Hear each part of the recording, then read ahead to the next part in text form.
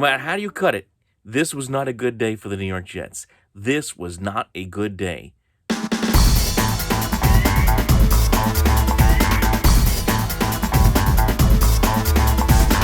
And welcome aboard, everybody, here to the Sports Talk Nation. Michael Cohen here with you. Very quickly, some crazy news going on in the NFL. It's been a crazy offseason, for that matter, as we all know, with the National Football League.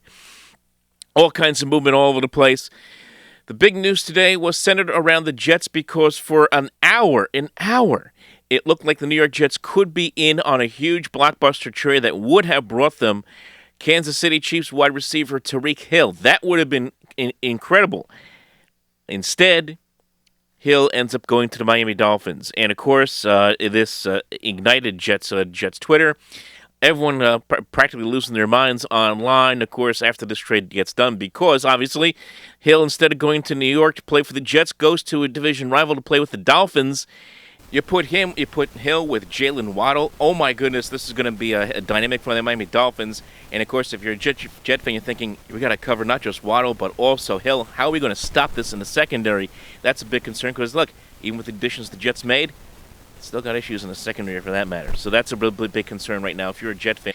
But here's the crux of the situation. And everything that's been reported so far, both the Jets and the Dolphins had similar offers on the table.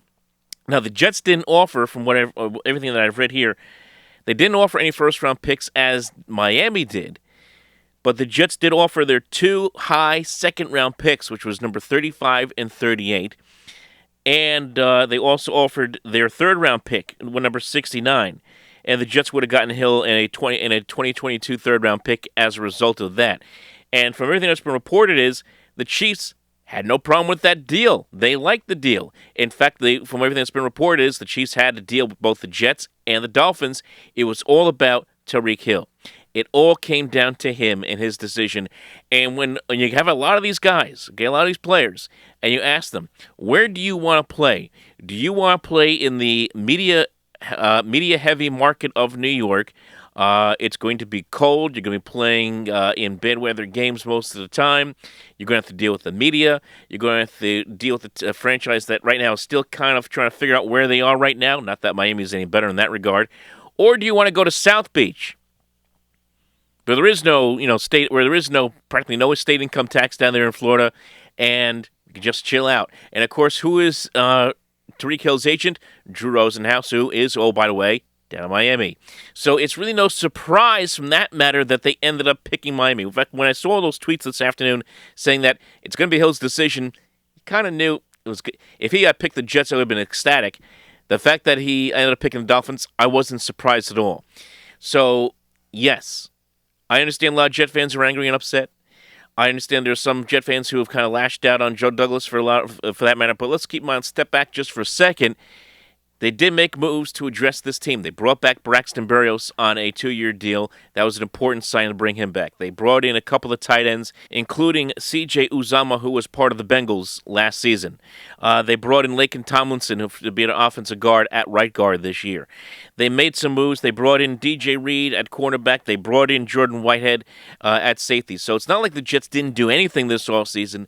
I think where you are really worried, but what the Jets have done so far this offseason as far as free agency is concerned is that you look around the AFC and you see everybody has gotten better. Forget the Dolphins just for a second with Tyreek Hill. Everybody has gotten better. Broncos bringing in Russell Wilson. The Colts just now trading for Matt Ryan, be their quarterback.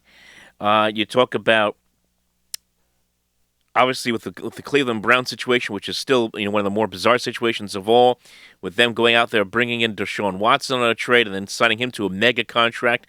Now they're trying to get rid of Baker Mayfield. He doesn't seem to have a market right now, for that matter. So you have that going on. Robert Woods getting traded from the LA Rams to the Tennessee Titans, wide receiver. So you have teams that have gotten better. Devontae Adams getting traded from the Green Bay Packers to the Las Vegas Raiders. All these teams have gotten better. So yes, the Jets made some moves, But is it enough to sit there and say confidently that they could be a team that could contend in a stacked AFC, an AFC that we knew was going to be stacked anyway with teams like Kansas City? Even though they do lose Tyreek Hill, they bring in Juju Smith-Schuster to replace him at wide receiver. They should be fine. The Raiders were a good team last year, and I have Devontae Adams. They'll be even better. Broncos with Russell Wilson will be even better. Colts with Matt Ryan will be even better. The Bills, hey, they brought in Von Miller at linebacker. He's going to be rushing Zach Wilson a lot this year in their 2 games. You know, the Bills are going for the Super Bowl this year. They're going to be better. The Patriots are always going to be there. They're the Patriots. So everybody got better. So if you're a Jet fan, you're sitting there, did we really do enough? And I think that's the big question right now. Did the Jets do enough moving forward? Now everything is going to be pertaining to the draft, and the focus will be on what can the Jets do as far as addressing wide receiver in this draft. Right now, their wide receiving core is Elijah Moore, Corey Davis, and Braxton Berrios. That's really the core of their receiving core. It's not bad. It's pretty good. But Jets would like to have that big physical presence there at wide receiver, that big-time legit number one wide receiver. They didn't get that guy. I understand that. If they had gotten Tyreek Hill, my goodness, people would have been losing their minds. The Jets would be they would be talking about the Jets potentially being a team that could squeak in, maybe as a wild card contender this year. That conversation now completely changes just a little bit, at least for the time being. So, yes, Jet fans, I understand that from the Jet fan standpoint, it is frustrating. It's even more frustrating to see a talented player reject your team and go into the division anyway and now play for the Miami Dolphins. That is completely frustrating. I totally understand that. But let's remember, this was the player's choice at the end of the day. The Jets did what they could to try to get this guy in here, and it is definitely frustrating that it did not work out. You never know. This has been a wild offseason.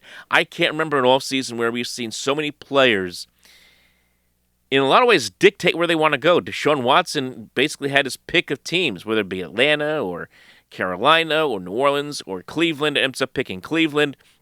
Matt Ryan basically had his choice of where he wanted to go, whether it had been Indianapolis or Seattle. He decided, hey, send me to Indianapolis, and they worked out a deal. And here with Tyreek Hill, he wanted to get traded, and he wanted to go to the Miami Dolphins. It's almost like the NBA now. That's what the NFL is turning into, with players deciding where they want to be, for that matter, for big chunks of their career or even towards the end of their career. So that's where we are right now in the NFL. Again, it's a very short video, I understand that, but I just wanted to leave my thoughts there. Yeah, I'm annoyed.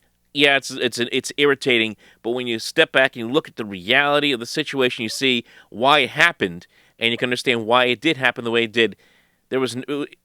If you were an NFL player and you have the choice between going to, and it's all on the player to decide where he wants to go, that's why he chose Miami. Just a better location. That's really what it came down to in his mind anyway, and that's unfortunate for the Jets. Obviously, we're not done talking about things like this, like the NFL offseason. We got a lot more to discuss.